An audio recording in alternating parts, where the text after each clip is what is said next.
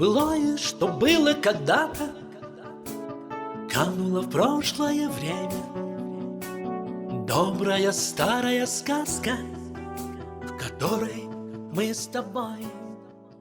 баъди 15 соли хомӯшӣ дар арафаи соли нави милодӣ гурӯҳи замони маъруфи западни квартал бо нашри як оҳанги нав аз бозгашти худ хабар дод.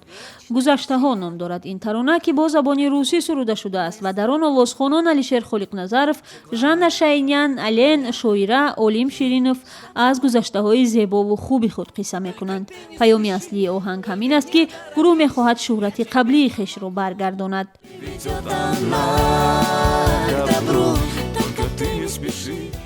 соли 2016 барои ин гурӯҳ, ки 15 соли пеш замони нооромиву мушкилот дар кишвар аз ҳам пош хӯрд, соли тавлиди дубора ва пуртаҳаввулот буд.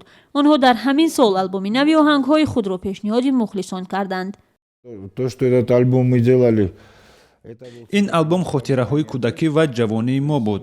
солҳои 2003-2004 солҳои мушкил буд. дар ин таронаҳо ҳам падару модаранд, ҳам дӯстони гумшуда, ҳам бародарону хоҳар, ҳам умеду садоқат аст. мо хостем як албоми ҳаётӣ ва самимӣ омода кунем ва аз ишқу ошуқӣ нагуфтем.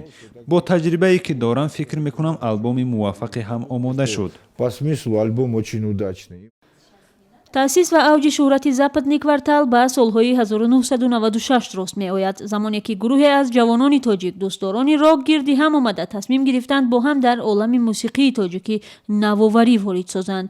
ин ҷавонон аксарият дар созмону ниҳодҳои мухталиф кор мекарданд ва мусиқӣ фақат як шуғли дӯстдоштаашон дониста мешуду вақтҳои берун аз кор бо ҳам оҳанг эҷод мекарданд.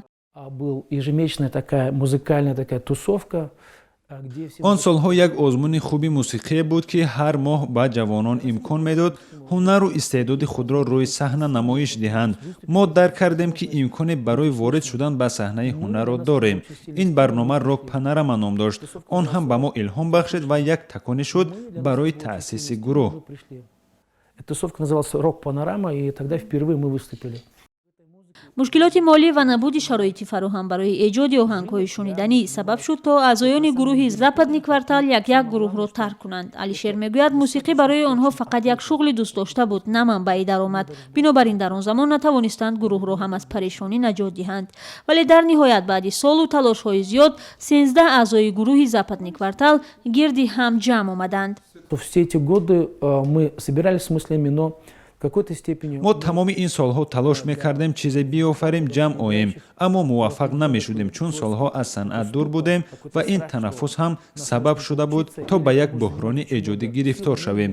билохира соли 2016 барои мо як соли инқилобӣ шуд. И вот как бы 2016 год стал революционным. аъзоёни гурӯҳи западни квартал бо қиёси солҳои аввали фаъолияти худ ва имрӯз мегӯянд, ба фарқ аз 15 соли пеш дар соҳаи санъат дигаргуниҳои куллӣ ба миён омадааст.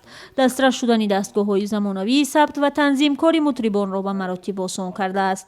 онҳо умед доранд бо оҳангҳои нави худ дар олами серрақобати мусиқӣ метавонанд ҷойгоҳи худро пайдо ва шӯҳрати қаблии западни кварталро, ки бештар миёни ҷавонони рӯззабон ва дӯстдорони мусиқиҳои зинда мухлис дошт, дубора ба даст хоҳанд овард. Только ты не сверни на чужую тропу, не приведет она.